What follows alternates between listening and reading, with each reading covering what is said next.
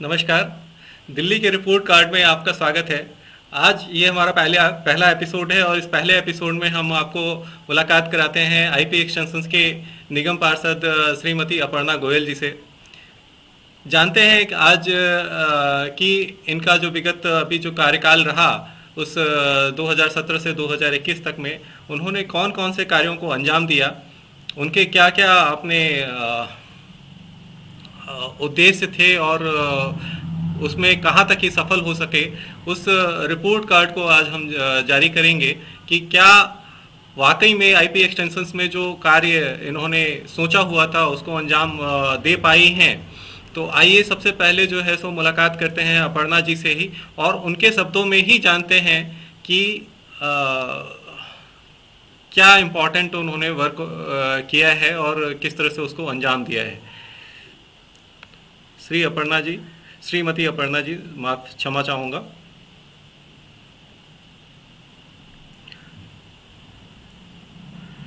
हमारे साथ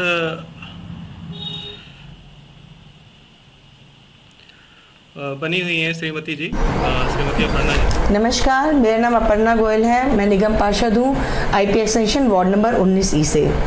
आज मैं आपके सामने प्रस्तुत हूँ। मैं आपको बताना चाहती हूँ कि पिछले 2017 में जब हमने चुनाव जीता था उससे लेकर आज तक हमने अपने क्षेत्र में ऐसे कौन से काम किए हैं जिन्हें मेरे को आपको बताना चाहिए।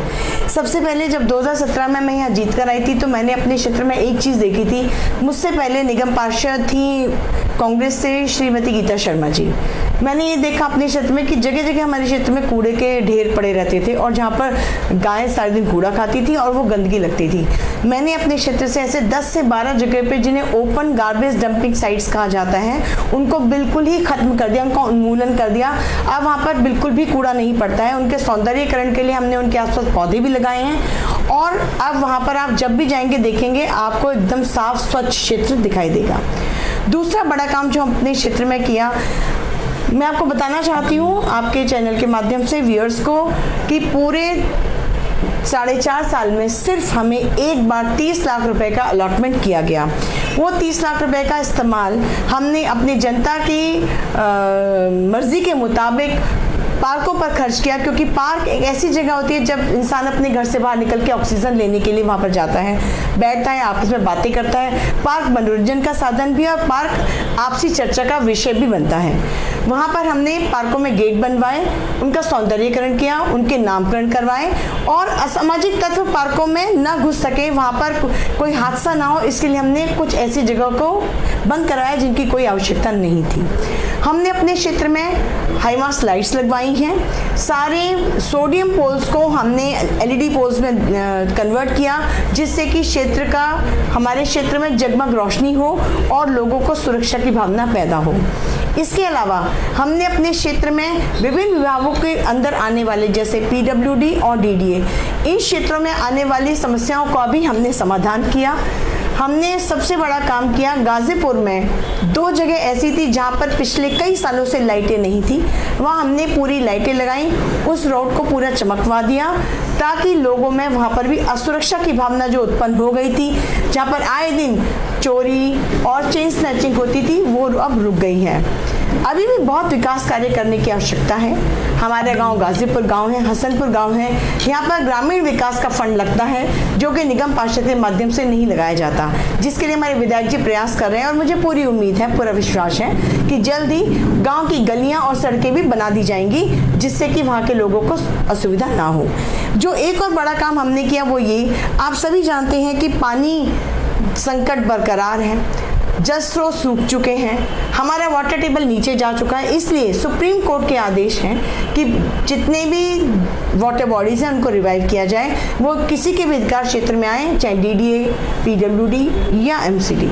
हमारे क्षेत्र में गाजीपुर गांव में एमसीडी के अंतर्गत एक वाटर बॉडी आती है जिसे हम इस समय रिवाइव कर रहे हैं और जिसका काम अभी पूरी गति पर चल रहा है। उस वाटर बॉडी को रिवाइव करने के साथ साथ हम वहाँ पर बच्चों के खेलने के लिए झूले और एक हरित क्षेत्र भी बनाएंगे जिससे कि गाँव के निवासियों को सुविधा हो, हमारा पानी का भूजल स्तर बढ़े और पर्यावरण के प्रति भी हम सचेत हों।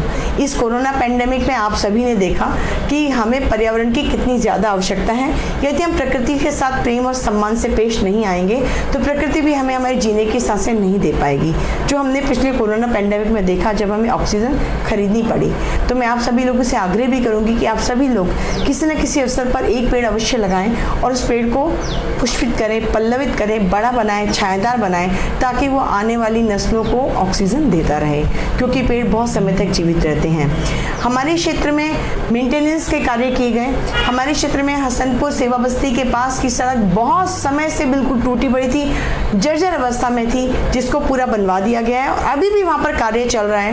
वहाँ पर नालों को रिपेयर करने का कार्य किया जा रहा है। सेवा बस्ती के लोगों के लिए भी हमने वहाँ पर लाइटें लगवाई, ताकि वहाँ पर भी हमें अंधेरा ना पसरा रहे और जो छोटी मोटी घटनाएं वहाँ होती थी वो ना हो, जिसके लिए हमने कार्य किया।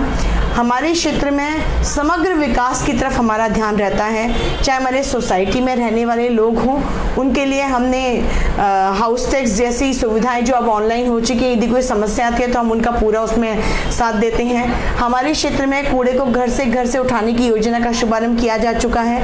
मेट्रो वेस्ट कंपनी जो है कूड़ा उठा रही है। हमारे क्षेत्र में हमने दीवारों पर ऐसे संदेश भी पुतवाए हैं जिससे कि स्वच्छ भारत की ओर हम अपने लोगों को जागरूक कर पाए, क्योंकि स्वच्छता किसी एक व्यक्ति के करने से नहीं आती, उसमें समग्र समाज का सहयोग अपेक्षित होता है। आप सभी लोगों को ये बताते भी मुझे खुशी का अनुभव होता है कि मैं आप लोगों के बीच में से ही हूँ। आप लोगों की सेवा के लिए सदैव यहाँ तत्पर हूँ। आप लोगों को जब भी मेरी आवश्यकता पड़े, आप मुझे मेरे मोबाइल नंबर 7290014819 पर कभी भी कॉल कर सकते हैं। जो भी संभव प्रयास होगा मैं करूंगी और कोशिश करूंगी कि मैं आपका पूरी मदद कर सकूं। आज की डेट में फिलहाल कोरोना पेंडेमिक से बचने के लिए और तीसरी वेव आए उससे सुरक्षित होने के लिए हमने अपने क्षेत्र में मायो इंटरनेशनल स्कूल में वैक्सीनेशन कैंप लगवा रखा है, जहां पे अब तक कम से कम नहीं तो 10,000 से ज़्यादा लोग वैक्सीनेट किए जा चुके हैं। आप लोग भी यहाँ पर आकर कोरोना की वैक्सीन लगवा सकते हैं। 18 वर्ष से ऊपर का कोई भी व्यक्ति प्रथम या द्वितीय डोज वहाँ पर लगवा सकता है और अपने आप को कोरोना से सुरक्षा कवच दे सकता है। बस इन्हीं शब्दों के साथ मैं आपसे इजाजत देना चाहूंगी। जय हिंद, जय भारत। ये हमारे साथ जुड़ी हुई थी अपर्णा जी, जिन्होंने बताया कि कैसे उन्होंने जो है सो विकास कार्य को अंजाम दिया है। हमारी टीम जो है सो यहीं तक नहीं रुकी, हमने इनसे जो बाइट्स लिए हैं उनकी सत्यता की जांच भी जरूरी थी और उसको परखने के लिए जो है सो हमारी टीम मौके पे ग्राउंड जीरो पे पहुंची और ये जानने की कोशिश करी कि जो इन्होंने वाकई में चीज़ें बताई हैं वो परिकल्पित हैं या नहीं हैं, और इन चीज़ों को हमने एक एक करके बारी बारी जो है सो देखा।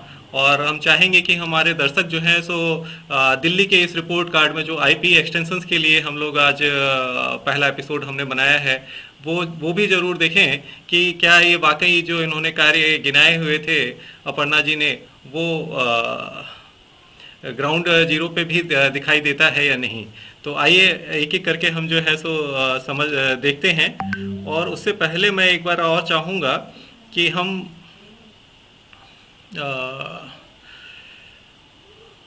जो इनके कार्य हैं उनको एक बार हम और पूरी तरह से समझ सकें। तो आइए हम लोग पहले स्टार्ट करते हैं डीबीएन स्कूल से। और डीबीएन स्कूल में जिस तरह से इन्होंने जो कार्य को अंजाम दिया था, जो सड़क इन्होंने बनाई हुई है, आइए उसको देखते हैं।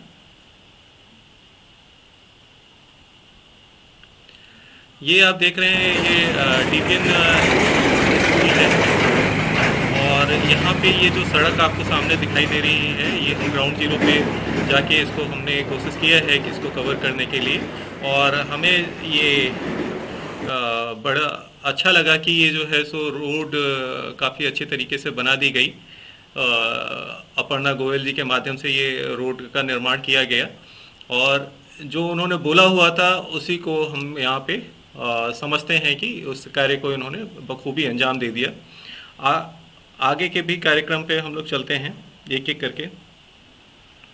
इसके बाद नेक्स्ट हम लोगों की जो विजिट थी वो ऑथराइज्ड ईडीएमसी के ऑथराइज्ड पार्किंग के लिए थी। और जब हम यहाँ पे गए तो यहाँ पे भी हमने इसकी रिकॉर्डिंग भी करी और रिकॉर्डिंग में हमें ये समझ में आया कि यहाँ पे जो एडीएमसी का जो पार्किंग ऑथोराइज पार्किंग बनना था अपर्णा जी ने उसे कंप्लीट किया है। ये लोकेशंस का आप नज़ारा देख रहे हैं जहाँ पे मधु विहार में जो ईडीएमसी का इन्होंने पार्किंग बनाया है ऑथोराइज पार्किंग। ये आप देखिए, ये ऑथोराइज्ड ईडीएमसी पार्किंग है जिसको कि अपर्णा गोयल जी ने अपने कार्यकाल में अंजाम दिया, और इसे भी जो है सो हमें ग्राउंड जीरो पे ये हमें हकीकत में मिला हमें। आगे की अगर बात करें तो अक्रूर वाटिका में हम लोग चलते हैं, जहाँ पे इन्होंने कहा कि हमने जो है सो इस गेट को हमने बंद कर दिया था ताकि चोरी को रोका जा सके। तो ये अक्रूर वाटिका का ये जो गेट है जिसको कि इन्होंने बंद कर रखा है, और यहाँ पे भी आप देखेंगे कि जो चोरी का जो एक था, इस गेट की वजह से काफ़ी आवाजाही होती थी और चोरी को अंजाम दिया जाता था, उसको पूर्णतया बंद कर दिया गया है। ये वाटिका जो है सो हमने पाया है इसमें कि ये भी सत्य है। इसके आगे अगर हम चलते हैं तो इसके आगे यहाँ पे सफाई व्यवस्था थी। ये मधु विहार में है जहाँ पे कूड़े का ढेर लगा रहता था, उसको नियमित रूप से सफाई किया गया है। ये हमने औचक निरीक्षण किया था, ये ऐसा नहीं है कि हम बता के हमने निरीक्षण किया, हमने औचक निरीक्षण किया। जन मीडिया टीवी की जो टीम थी, मैं स्पेसिफिकली धन्यवाद करूँगा हम्बीर जी का, जो एक एक जगह पे जाके उन्होंने इस पूरे रिपोर्ट्स को कंप्लीट किया और ये देखा कि जो तुलनात्मक अध्ययन किया जाना था, उस तुलनात्मक अध्ययन में हमने ये पाया ग्राउंड जीरो पे कि वाकई में उन कार्यों को अंजाम दिया गया जो हमें बताया गया था। ये सफाई व्यवस्था हमने देखा। इसके बाद फिर हम चलते हैं जेजे कॉलोनी पे।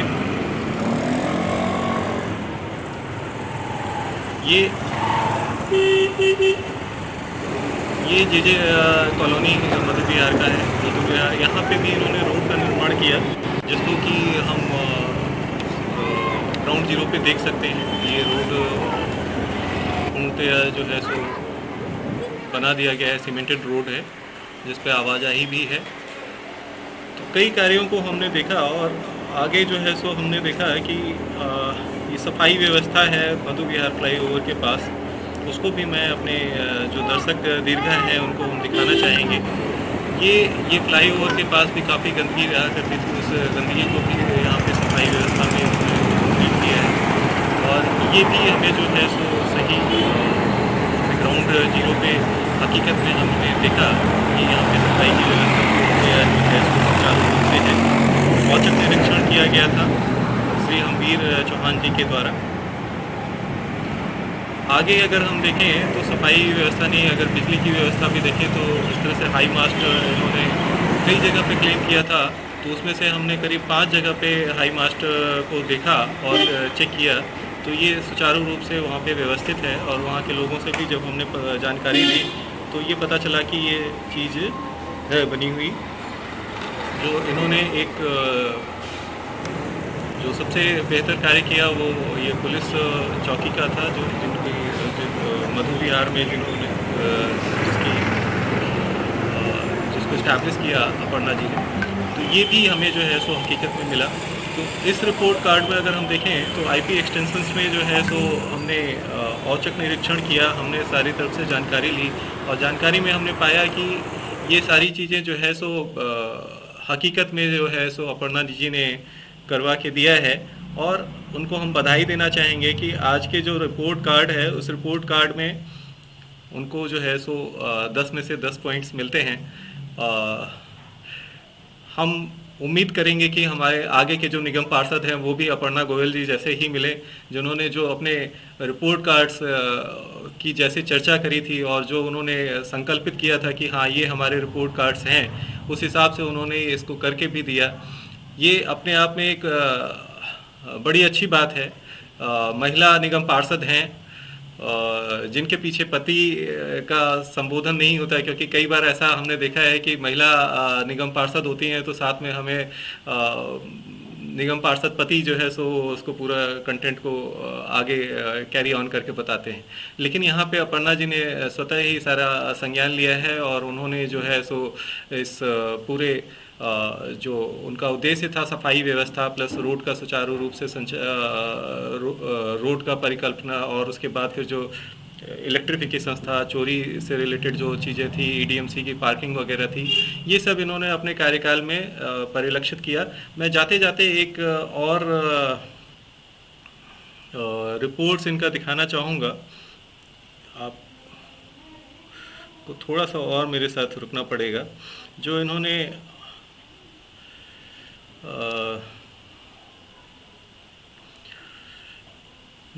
जो है सो आगे ये हमें बताया है कि कैसे जो है सो ये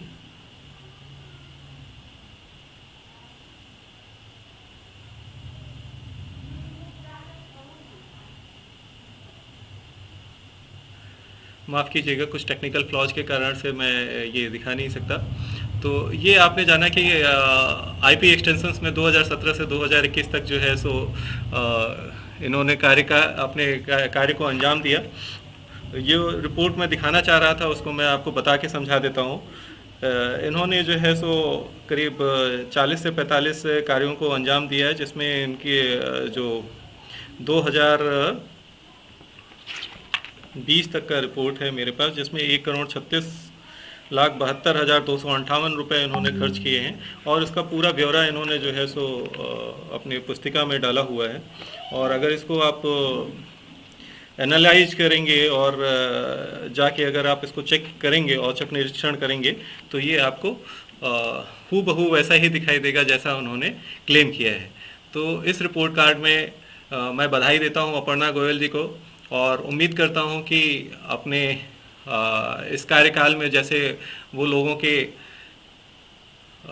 उम्मीदों पे खरी उतरी हैं, वैसे ही आगे भी वो अपने कार्यकाल को अंजाम देंगी। तब नेक्स्ट एपिसोड में हम फिर किसी एक नए जगह पे आपसे मुलाकात करेंगे। तब तक के लिए हमें आज्ञा दीजिए। जन मीडिया टीवी से विकास मिश्रा।